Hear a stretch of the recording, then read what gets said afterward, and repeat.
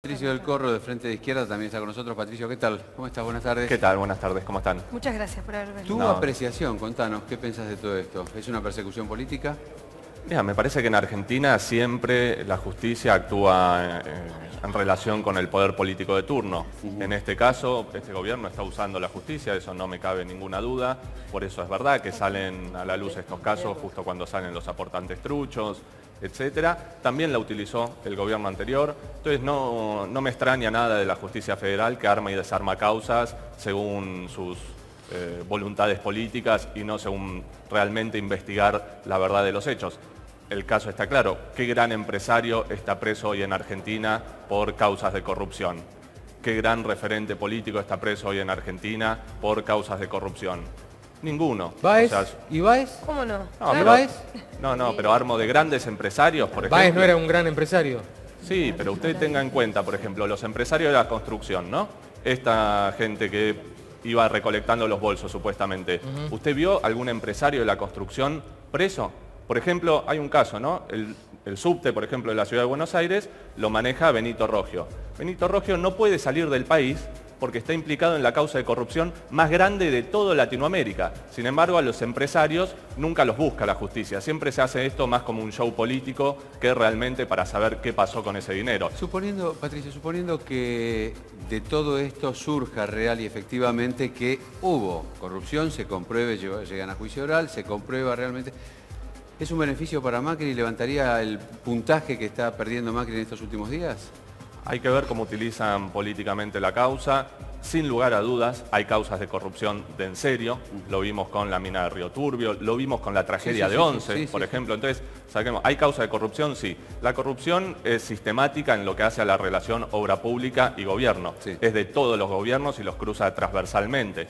El mismo Grupo Macri está implicado en esta misma causa. Sí, claro. O sea, en esta misma causa, el primo de Macri está involucrado y una empresa que Macri, su padre y Macri vendieron a su primo casualmente. Y además relacionado con Odebrecht.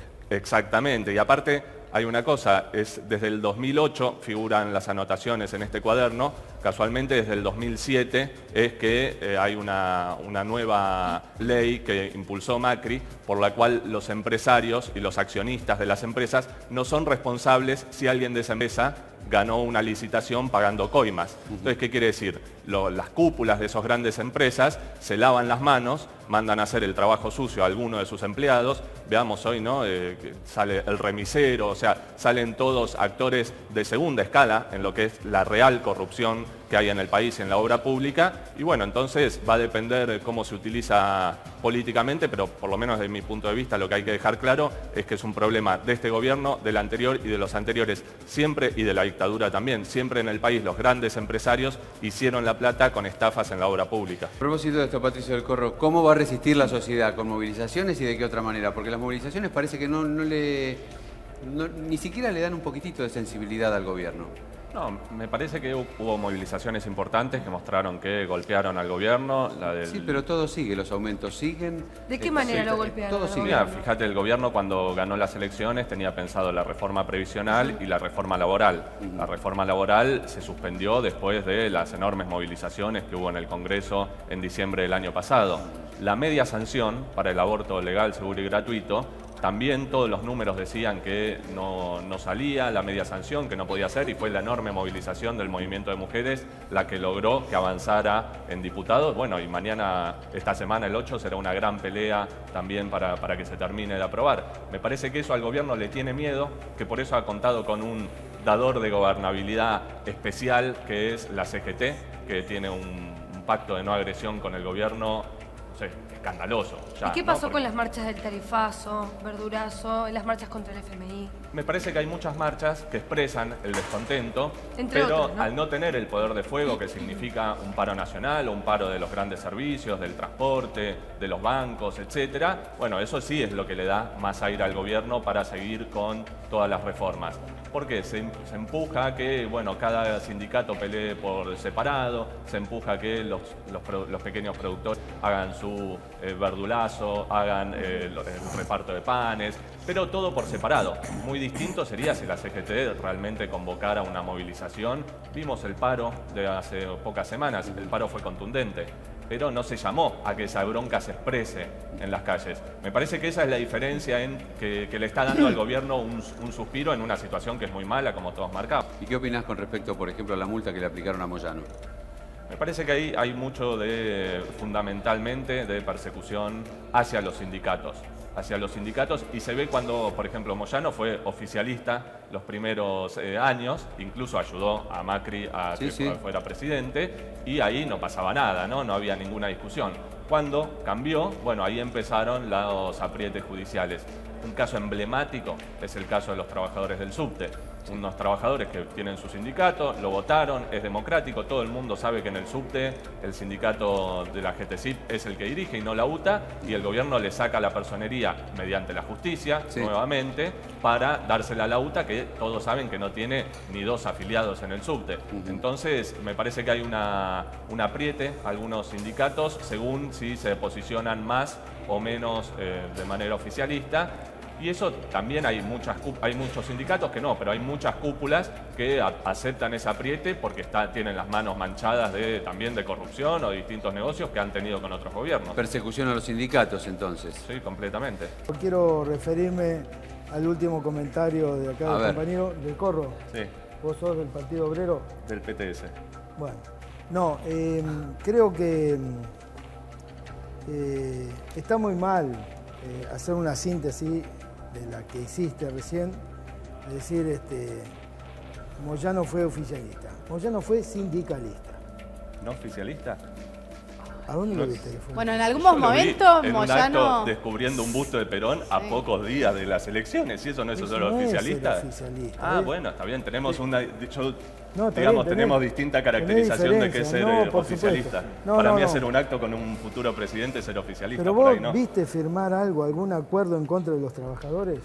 Pero usted vio que en los primeros 2 años... te hago esta pregunta. Era buena la relación entre Moyano y Macri. Incluso Moyano fue a la Quinta de Olivos y se reunió en privado con el presidente, ya presidente Mauricio Macri. No, pero tenía buena relación. No, pero usted sabe, Miguel, tiene que ver una relación humana con ser oficialista. Usted se alejó de la secretaria. Sí, ¿qué querías decir, Patricio? No, es parte de los tarifazos, como decían bien recién. Hay una cosa, Natalia marcaba algo al principio que me parece muy importante. Hoy se dieron a conocer una gran serie de tarifazos nuevos. Sí. Entre ellos, se volteó el amparo que tenía frenado desde el 1 de marzo, el aumento del subte, que lo habíamos presentado con Miriam Bregman y Claudio de Lejardo. Y tenés algo en la mano, ¿verdad? Sí, el amparo nuestro tiene 500 hojas y 6 cajas y un fallo a favor en primera instancia. En 2 hojas, la Cámara dijo que, bueno, que puede ser lo que nosotros denunciamos, porque denunciamos que hay 600 millones de pesos, por ejemplo, no es un número menor. Intentamos mostrarlo, déjalo quieto. 2 frente a la cámara, perfecto. 600 millones de pesos estamos diciendo que están sobrefacturados, o sea que la empresa dice que los gastó en inversión de trenes cuando los trenes los compra el Estado. La justicia dijo, bueno, puede ser eso, pero igual no está claro que eso afecte al usuario con la tarifa. Entonces, en 2 hojas dice que todos los negociados de Metrovías, del Grupo Rogio, del gobierno de la ciudad, no valen nada y que ahora los usuarios vamos a tener que pasar de pagar 7,50 a 12,50. Eso en un trabajador o en una familia que hace un viaje ida y vuelta por mes, son 300, 400 pesos por persona. Imaginemos una familia de 4 o 5 personas, son casi 2.000 pesos más en subte, cuando es una estafa monumental y nosotros lo hemos demostrado en la justicia. Patricio, perdóname. Ahora, ¿desde cuándo empezaría a correr esta suba? Digo, ¿dice el fallo? Hay que esperar el fallo, hay que esperar el decreto del jefe de gobierno, pero sí sabemos en base al 2016, cuando habíamos presentado otro amparo que también había frenado el aumento, que apenas salió el fallo, a los 2 días o al día siguiente ya estaba corriendo. Patricio, o sea que mañana cuando alguien pase la sube, si dice 12,50, no se asuste, este nuevo tarifazo. ¿Qué es lo primero que ajusta, lo primero que recorta una familia?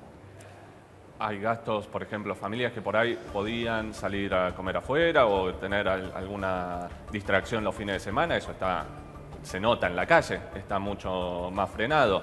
Después también hay muchos gastos de ropa, el cable, etcétera, que también se recortan. Y eso se va notando en los ajustes cotidianos. Bueno, hoy cuando anunciaban, digamos, el nuevo tarifazo en el subte, muchos nos decían, bueno, ahora o me voy a colar o voy a ir caminando esas 20 cuadras. No dejemos pasar por alto esta precisión, ¿no? Sí, pero eso es así. La gente toma la decisión entonces de colarse o de caminar 20 cuadras porque no puede gastar... claro, porque tal vez para tomar una familia, un colectivo que sea de trayectos todavía mucho más largos, claro, para evitar tomar una combinación de un colectivo y un subte. Digo, es una opción, es una alternativa entonces colarse. Y hay gente, ya lo ve. Los que viajamos en el subte lo vemos todos los días. Y ahora, porque va a ser un Pero por eso muy digo, grande. no lo dejemos pasar como que está mencionando algo que fuese algo cotidiano. No, pero digo. es algo que uno lo va viendo, que se ve... Para mí la situación económica se ve en los números, claramente. Bueno, incluso hoy aumentó comparativamente con el año pasado la pobreza en la ciudad de Buenos Aires, pero sobre todo lo ves caminando por la calle. O sea, ves gente que pasa en el subte sin pagar porque ya le va a ser más difícil y ahora mucho más. Ves gente que resiste cuando le vienen a cortar la luz. Es verdad que se organizan muchos vecinos para que las cuadrillas no lleguen. Ahí también, ¿no?, los sectores, los sindicatos de la luz, del gas, deberían también tomar alguna medida. Se ve mucha más gente viviendo en la calle. Eso lo vemos. Los compañeros docentes que, por ejemplo, están en los comedores escolares nos cuentan dos cosas que son fuertes. Por un lado, que la comida es cada vez peor. Eso es un plan de la Reta para bajar la calidad de la comida. Ahora vamos a sumar a Mariel. En segundo lugar, cada vez hay más chicos yendo a comer a los comedores, incluso cuando es fuera del horario de lo que es el horario de estudio. Y piden las viandas que sobran, las piden para llevarse a la casa. O sea, están pidiendo la comida en la escuela para poder cenar a la noche en sus casas. Entonces eso, uno ve los números y puede decir, bueno, más inflación, menos el dólar. Y son números fríos muchas veces. La realidad está siendo muy, muy dura en la calle. Se van a profundizar las condiciones de ajuste, sin lugar a dudas. Calculemos, ya a todos nos llegó la tarifa de luz con el aumento. Impactante. Sentimos el tarifazo. Ahora se va a aumentar hasta un 30%, hasta casi un 30% más. Eso lo vamos a sentir. El transporte. Sí, pero el ministro dijo que las empresas no van a tener más subsidio. Los ricos, dijo, algo parecido. Bueno, ahora le sacaron los subsidios a las grandes empresas, digo, lo que eran las tarifas de la luz, ¿no? Todavía no se sabe, no pudo responder hoy el ministro qué va a pasar con los aumentos del gas. No pudo responder, no supo o no quiso. Y aparte pensemos, la dolarización que marcaban sobre las tarifas de la energía está hecha sobre la dolarización de la boca de pozo, o sea, de donde sale el gas con el cual después llega el gas natural a la casa o se hace la energía eléctrica. Entonces está dolarizada, pero están subsidiando a esas empresas porque se paga ese gas el doble de caro de lo que realmente vale. Entonces estamos subsidiando a los grandes empresarios como Lewis, etcétera, que son amigos del gobierno, como siempre, una tarifa dolarizada que aparte no solamente está dolarizada, cuando el gas se saca de Argentina, digamos, entonces no sé por qué tendría que estar dolarizado, sino que además el precio es el doble. Es una estafa monumental. ¿A quién va la plata? Preguntabas vos, o sea, cuando nosotros pagamos más de tarifas o cuando a un jubilado... ¿Quién se lleva esa ganancia? Se lo llevan empresarios como Lewis. ¿Quién se lleva la ganancia, por ejemplo, en el caso del subte? Como decía, se lo lleva Benito Roggio, que está implicado en la causa de corrupción más grande de toda Latinoamérica. Eso siempre es la ligación, o sea, están haciendo muy bien, como marcaban, una política de Hood Robin, porque le están sacando a los trabajadores, a los que menos tienen, para darle a los grandes empresarios. Otro caso emblemático es el que estamos viendo también, que ahora hay una gran lucha, de los compañeros del astillero Río Santiago. Un astillero espectacular que podría producir barcos pesqueros, barcos para seguridad de las fronteras, etc. Y sin embargo, Macri dijo que hay que dinamitarlo. O sea, un astillero nacional con 3.000 trabajadores, de los cuales dependen todas sus familias, o sea que son 12.000 personas. Macri dijo que hay que dinamitarlo y mientras que hace, le compra lanchas en dólares 2 veces más caro de lo que valía en el astillero a Francia o a Israel. Hola, Patricio. Entonces siempre hay una relación de destruir la industria de acá y favorecer a algunos empresarios amigos. Ellos, los trabajadores del astillero Río Santiago, son un gran ejemplo de cómo enfrentar el ajuste. ¿Por qué? es una de las pocas empresas que cuando el menemismo privatizaba todo, mantuvieron sus puestos de trabajo y mantuvieron una empresa estatal. Por eso hay que darles todo el apoyo, me parece, a los compañeros, porque vienen mostrando desde los 90 y ahora también cómo se enfrenta a estos gobiernos. Bien, bueno, Patricio, a propósito de eso, los compañeros recién me decían que desde el año 2015 hasta ahora, por falta de políticas de control, hubo más de 15 naufragios. Y bueno, lo que están pidiendo justamente es que se apliquen las leyes sobre lo que se tiene que aplicar correctamente. Muchísimas gracias por haber estado aquí. Sergio Chousa, una última reflexión cortita. Sí.